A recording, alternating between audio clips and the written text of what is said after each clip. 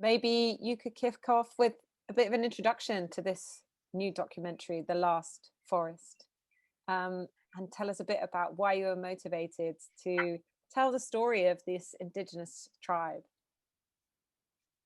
Well, I know I have been working with indigenous narratives for a long time. I have studied also anthropology, so I love too much to listen and to know the culture of these nations. We have in Brazil more or less 200 different indigenous nations that speak 200 different languages. So, and they know have a culture that comes that is in America before Europeans have arrived in the 16th century. They have been here for more or less 4,000 years. So they know they have a very strong civilization with lots of science and mythical comprehension of the world, a very good medicine, and more than everything, they know exactly how to work with sustainable economies. They don't destroy the biomes to get food. So they know a lot things that we are in need. We need to know from these people that has been living in America for over 4,000 years. So I love to work on cinema with them. And I was shooting my last film before The Last Forest, this ex-shaman that has been also in Berlinale and has been awarded with a special mention of the jury. And when I was shooting that film that talks about a shaman that's persecuted by evangelical church, and the priest destroy his power, saying he's evil. And the film's about that. And when I was shooting that film, I thought it would be very important to make a film about the opposite, to go to a village, and we have lots of them, where the shamans are strong, where they are facing the evangelical church that arrives to destroy the shaman, not allowing this church to come in, and they are also fighting to maintain their culture alive and the way their economy works. Then I decided it would be important to shoot a film with a shaman like that. And then I invited Davi Copenaua, that is an important shaman in Brazil, not only to be in charter with his people that lives in a very far indigenous village in the very middle of the forest. It's not easy to arrive there. It's not easy to leave the place. You don't have connections. You don't have anything to buy, these kind of things. And I also invited him not only to be a main character, but also to be an author, to decide the stories, to think the story that we are going to show in the film. And it was very rich for me as a cinematographer and as a screenplayer to write, if you can say write, but to define, to choose the stories with a shaman screenplayer. It was really a great moment. And then he decided that the film wouldn't not show them as victims, as poor people, because of gold miners, prospectors, and diseases and COVID. He said, we will talk about that. We can't show our people are weak people, our poor people, our sick people, our victims. You are the poor ones. You are sick. You are eating your own stomach. You are eating your own body. You are destroying the forests that you have. So you are the ones who need us. And he said, so I want a film. We have to make a film, show how beautiful we are, how strong we are, how strong our shamans are. But at the same time, we have to talk about the problems that we have. So this has been the approach to make the film. And you do this, wonderful kind of combination of shooting them, as they're going about their daily lives, but also these kind of reconstructions. So, what was the idea behind that? And how did you build up the trust to be able to get so close to them and, almost be a fly on the wall in some respects, not kind of, it must be something that's quite hard to overcome, you know, even bearing in mind some have the belief of the camera taking their soul, if I'm right about that, you know. So how did you overcome some of those barriers and gain their trust to be able to make the film in this way? Yeah, I think the first point is that the story has been decided by them. Mm. So they feel like the ones, the owners of the thing. They were not objects.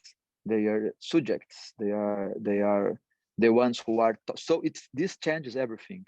They knew the things that we were shooting better than me, and it was clear all the time. I didn't try to say to them that I am the director, I am the one who knows everything, and you have to do what I say. Never. That's why I was not in control completely. I was very open. Several times I used to say, I don't know what to do. I don't know how to make that. It doesn't feel it's going well. And then they say what we would change, my staff and also the actors. So that made them to feel like the film is really their film. That was the first and most important attitude that brought us together. And then we began to become confident as time goes on during the 5 weeks where we have been shooting with that, because we respect their limits. And when they understood that we would respect their limits, they feel comfortable. And after that, also, we are like children for them there. We don't know anything. We are not capable to survive without their help. You don't know if you can go to the river 100 meters now. You have to ask, and he can say, yes, you can. Or no, you cannot, because it's time the jaguar is coming to drink water. So they look at you as children. So you are a little stupid. Children is laugh at your face all the time. If you try to change that and to say you are very important and you are a white man and you know lots of things, maybe it's not, we will not dialogue really. But as it's true that we are like children, that we are stupid people over there, and you don't try to lie to them, you show that, it becomes very confident when you really ask what you are afraid. You make questions all the time. And sometimes it was also because it was a dialogue, I had to go ahead over some limits of them.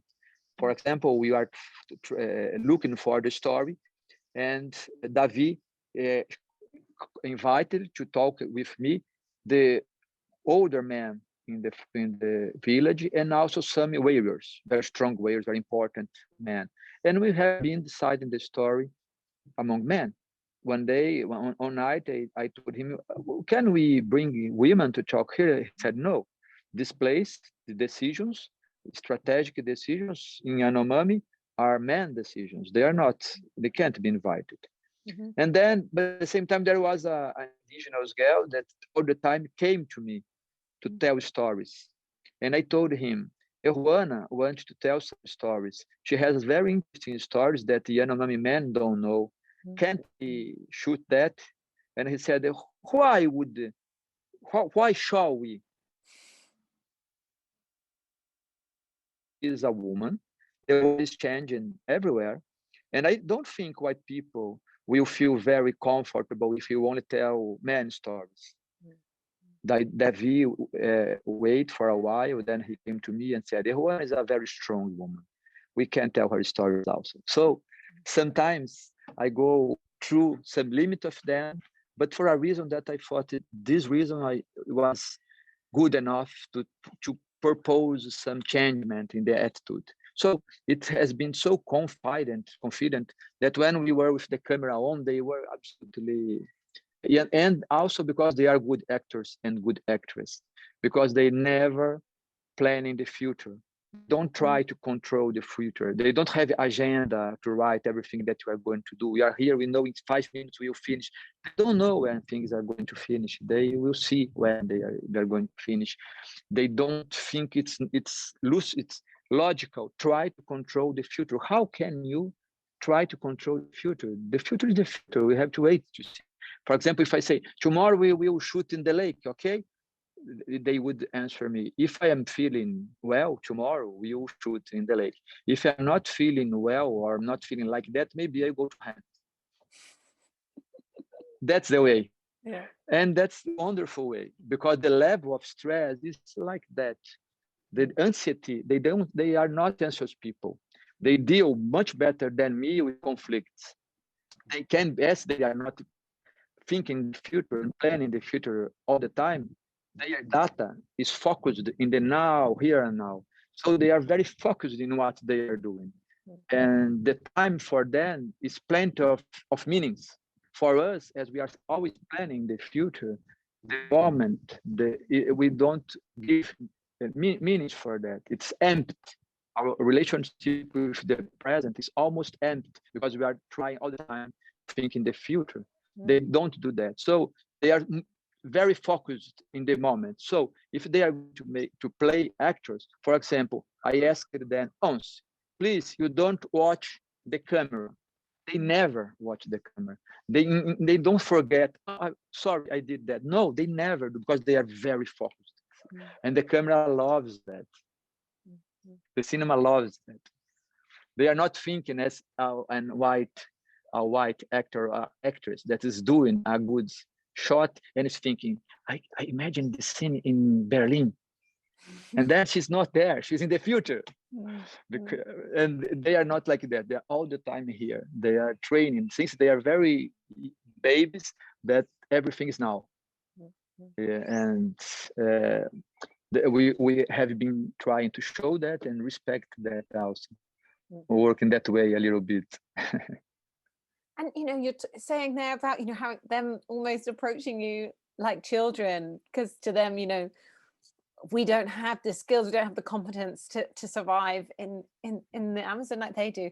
Did you have a moment that was particularly challenging for you as a filmmaker? But then also, was there some parts of it, it's devastating to think about the impact on these communities and how, that these problems are worsening and worsening and worsening. Was there moments that were really challenging in that sense as well, of like having to see up close the impact of what's going on and how it's affecting them?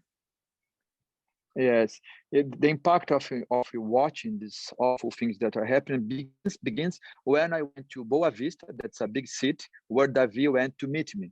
When I left the hotel in the city to meet Davi, we had problems because Davi was under death.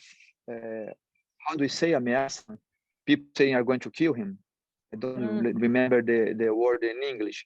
When someone is under killing ameaça, how do we say? They have like menace. a target on their head or something like that. No. I mean, the gold miners said to Davi that they would kill him. He is under this kind of pressure. So when I began the project, I was a little bit afraid and also frightened, and it was not easy to deal. To meet Davi in the city, there was this problem. He can't go any place and let people to see him a lot, because as he speaks against gold miners and it brings a lot of money, the people are saying are going to kill him. Some of this, so it's tense. It's not easy. But after be with him, I see. Even if he was under this situation, people saying we're going to kill me, he was very calm, and he decided to make the film. He was there, and I got encouraged by him. I mean, when I finished, I said, "We will do that. There is no problem. Everything is going. I will pay attention. I will not speak here in the seat. I will do my job in a very silent way." When taxi driver man asked me, "What are you doing?" "Oh, photos for a magazine." And I didn't say I'm going to make a film of your mom in the jungle, like that. So before in the city, there was the situation that Davi is yet under this dangerous situation. And when we are in the jungle, lots of questions to pay attention: snakes, spiders, things that they know very well how to deal with, jaguars, and storms where trees come down pieces of trees come down.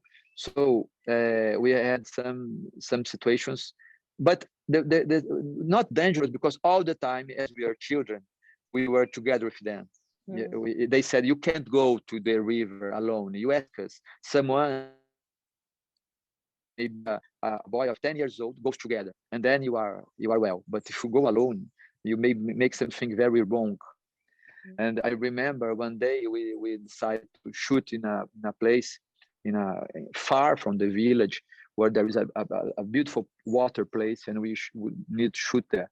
And we have been there first, visiting the place, and then we decide to shoot there. We invite them. We make a very far way to arrive there, carrying every stuff of the cinema, so very hard. When we arrived, and I told them that the girl would be in the water, then he said, but you can't be in the water because there is the electric fish. It's a fish that gives you a charge of electricity that kills a crocodile. But we did lots of work to be there. And I said, but every day there is electric fishes here. It's for sure it's here. I said, no, sometimes it comes, sometimes they don't come. And I said, I think today they didn't come. And then I decided me to go there. I was the one, because I can't say to an actress, you go because the fish is not there. I went by myself and began to work there and take all the decisions in the water. And then she came and I stayed near her all the time. And we did the shots, beautiful ones. We finished the day, and then after I said, well, it was a little bit dangerous what I did. But I felt that the Shapiri, the spirits of the jungle, I believed they were with me because I was there working for them. So I bring to my mind that they were protecting me. They wouldn't allow a fish to give me a charge of electricity. And indeed, they were there and they helped. So sometimes it was, you began to think like them. That's interesting, because they are magic all the time. They don't separate. They don't make difference from the dreaming world and the real world. Everything is real world. Everything that they live doing dreamings, they think it happened. Things happen during the dreams, and it's mixed with the day journey. And lots of things that happen during the day, they only understand when they dream. And there are things that they dream and they don't understand, and during the day something happens, then they understand the dream. But the things are mixed, and at the same time, the spirits are there, good ones, bad ones, everything is magic. And when you stay with them and you don't know anything, you begin to become a little bit open-minded to that. And I decided to bring this way of thinking to the film. So we have situations that are dreams, situations that are not dreams, but they are at the same level. When I was doing the edition work, I thought maybe I'm making a film that nobody will like, because maybe white people will not understand, because I became too much indigenous. And maybe it's not going to work. So I thought, I'm in front of an important dilemma. What do I have to do to make the film easier to white people?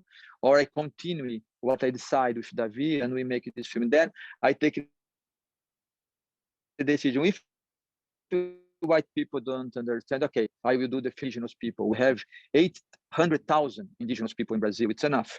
So the film will be to them. But then it came that because I took this decision, the film is doing well.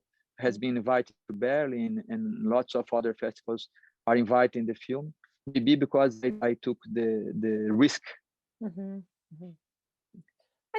ultimately, Bolsonaro is still in power, and a lot of his policies, are having a direct damaging impact on communities such as these.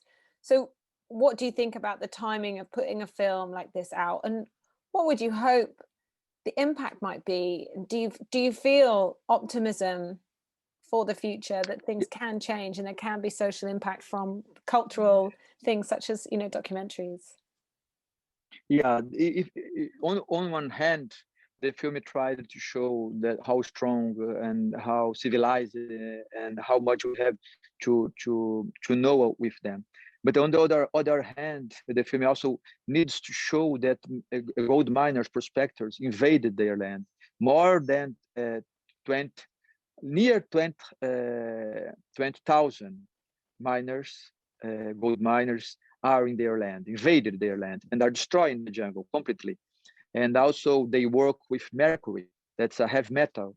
And this heavy metal stays in the water and go to the rivers, and fishes are dying. And also all the animals drink water in the river, they are dying. And the Yanomami people are dying because mercury in the river. And also lots of diseases that these gold miners bring, and also they destroy the forest. And Davi, we think that this film talks about that one of our aims is that to make this story known, so that people can care about that, can make pressure. I hope foreign governments and Brazilian public opinion and Brazilian media make pressure so that the Brazilian government goes by the law, because it's a legal indigenous land. It's not a legal indigenous land. It's the territory of Yanomami. It's a document signed by the president, the Republic president, in the 80s. And this document went to Congress, and the Congress, yes, this is so it's legal. It's illegal that minor golds are there. And Brazilian government is not under law. They even if the Yanomamis are asking every day, please come and take them off, because when they are 3 or 4, we go and we say they go, leave our land, and they go because they are afraid. But when they are thousands, it's impossible. They come with short arms and these things. So the government must do this work. And I think the film may help a pressure over Brazilian government, so that he goes and works as laws says, and takes off these people, because the destruction of the jungle is not important only for Yanomami, it's for all human beings. We need the jungle because of the climate changements, and also water in Brazil, it's drying, and we need the jungle. All the scientists know about that, and even the shamans know a lot. So I think the film, it's important to be a Berlin. It's important that I'm talking to you in London, because the voice of Davi and his story may become known. And that's important for the planet now. And, you were mentioning how your previous film had the special mention at the 2018 Berlin Film Festival.